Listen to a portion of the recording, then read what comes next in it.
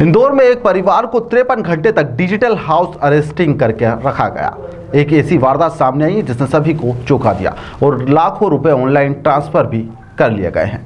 यह पूरा मामला एक दंपति के साथ में हुआ है। क्राइम ब्रांच में इसमें शिकायत भी दर्ज करवाई गई है और अब इस पूरे मामले में पुलिस ने इस मामले को गंभीरता से लेते हुए जांच पड़ताल भी शुरू कर दी है। पूरे मामले में राजेश डंडोतिया एडिशनल डीसीपी के द्वारा बताया गया कि एक परिवार है जिसे अपने घर में ही डिजिटल हाउस अरेस्टिंग के माध्यम से 53 घंटे तक घर में ही बंधक बनाकर रखा गया है। उन्हें बताया गया था कि आपकी जो निजी डॉक्यूमेंट के दस्तावेज है वह विभिन्न स्थानों पर प्रयोग किए गए हैं और स्वयं को एक जांच एजेंसी का वरिष्ठ अधिकारी उनके द्वारा बताया गया था।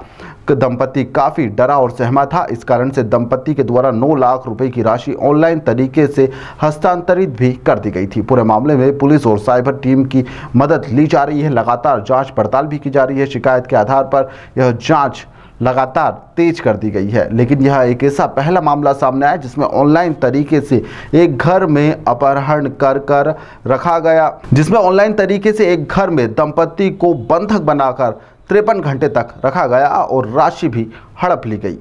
तो साइबर क्राइम के साथ उन्होंने खुद से ही कनेक्ट किया। साइबर क्राइम वालों ने पूछना चालू किया सब चीज़ें कि क्या हुआ है, क्या कंप्लेंट है आपकी। उस पर बात हुई कि ऐसे ऐसे पार्सल थाईलैंड में गया है, ऐसे फेडेक्स से हमें कॉल आया था और वो रिसीव नहीं हुआ है। उसके कंटेंट्स हमें बताए गए हैं। इस कंटेंट के हिसाब से उन्होंने बोला कि आप कंप्लेंट दर्ज भिजवाइए। हम लोग तो वही सोच रहे थे कि ये कंप्लेंट सिर्फ रजिस्टर हो जाएगी और बात खत्म हो जाएगी, बट वहाँ से उन्होंने आधार कार्ड आईडी मांग लिया, जस्ट नंबर। आधार कार्ड आईडी से उन्होंने चेक किया, कहीं पे तो वॉकी टॉकी टाइप्स बात हुई, कहीं पे हेडक्वार्टर से बात हो रही है ऐसे। तो हेडक्वार्टर से रेड अलर्ट आया कि ये आधार कार्ड आईडी किसी फ्रॉड में लिंक्ड है करके। तो उन्होंने वहीं पे मुझे रोका। उन्होंने बोला कि साइबर क्राइम का तो है ही, पर सीबीआई को हम ट्रांसफ़र कर रहे हैं कॉल। सीबीआई को ट्रांसफ़र किया कॉल, तो सीबीआई वालों ने बोला कि आपका आईडी लिंक्ड है मनी लॉन्ड्रिंग के केस में, जिसके अकाउंट का HDFC का कोई आपका अकाउंट है जो भी मेरा नहीं था। उनको वो भी बताया कि मेरा अकाउंट नहीं है। तो बोले कि शायद से आपका जैसे ही यहाँ पे आधार कार्ड लिंक हुआ है वैसे ही आपका कहीं से आपका आधार कार्ड उन्होंने ये करके फ्रॉड करके कहीं से अकाउंट ओपन किया है HDFC में, और वहाँ से ट्रांजेक्शन हुए हैं 16 करोड़ के रिसेंटली लास्ट महीने में। फिर धीरे धीरे उनसे बात जब से हो रही थी उन्होंने बोला कि ऐसा है कि आपको आना पड़ता है फिजिकली, उसके बिना आगे कंप्लेंट नहीं बढ़ेगी। अगर आप नहीं आ सकते हो तो स्काइप आईडी पे हम लोग कंटिन्यूस आपको मॉनिटर कर सकते हैं। अगर आप चाहते हैं तो हम लोग वैसा करते हैं। तो हम मुंबई जा नहीं सक रहे थे तो हमने बोला ठीक है स्काइप आईडी पे जाते हैं।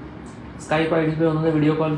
थाना क्राइम ब्रांच में एक कंप्लेंट आई है जिसमें कि डिजिटल हाउस अरेस्ट का मामला सामने आया है, जिसमें डॉक्टर दंपति के द्वारा यह बताया गया कि किस तरह से उसको संडे को 12 बजे कॉल आया। एक फेडेक्स इंटरनेशनल का कॉल था कि हम फेडेक्स इंटरनेशनल कुरियर सर्विस से बोल रहे हैं, आपकी कुरियर जो थाईलैंड में डिलीवर होना था वो अभी तक नहीं हुआ है।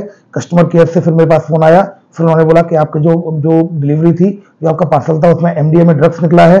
फिर उसके बाद ये बोला कि आपका जो ह्यूमन ट्रैफिकिंग में आपके अकाउंट डॉक्यूमेंट्स यूज हुए हैं। इसके अलावा फिर आपके जो बच्चे हैं, बच्चों की किडनैपिंग में जो बच्चों के ऑर्गन्स निकाले गए हैं उसमें भी आपके डॉक्यूमेंट्स यूज हुए हैं।